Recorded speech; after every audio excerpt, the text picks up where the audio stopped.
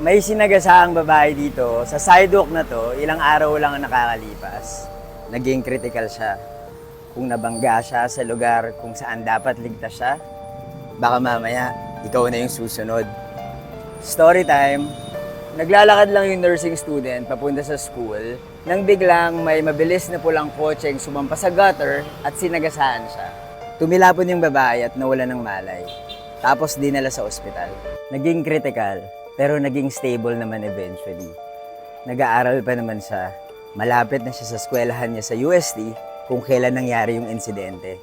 Ang sabi ng driver, nag-malfunction daw yung sasakyan at nawalan siya ng kontrol. Pero kung titingnan natin yung CCTV footage, sobrang bilis ng takbo niya. Maiiwasan sana yung pagbangga sa pedestrian kung mabagal yung driver. Total, meron tayong speed limit at malapit yun sa eskwelahan. Alam nyo, hindi na yan bago. Nito lang, merong isang bata, 4 years old, ang nabangga ng bus habang nasa sidewalk malapit sa kanyang eskwelahan. Tapos, namatay siya. Sa Loon yun, meron ding mga estudyante ang nabangga habang naglalakad sa sidewalk.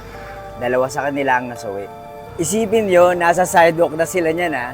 At kung titingnan natin, ang daming sidewalk sa Pilipinas ang hindi magamit dahil madaming obstructions o baliko. Good luck na lang sa buhay ng mga taong naglalakad sa kalsada. Idagdag mo pa na ang daming irresponsableng drivers. Pero alam nyo anong dapat gawin? Baguhin yung disenyo ng kalsada natin. Pabagalin natin yung mga sasakyan, lalo na sa mga matataong lugar. Total, speed kills. Ano bang mas importante? Buhay ng tao o ang oras ng mga disasakyan? Global Road Safety Week pa naman ngayon. Alam nyo ba, pinag-usapan namin yan sa podcast ko kung gaano nga ba kaligtas yung mga kalsada natin sa Pilipinas.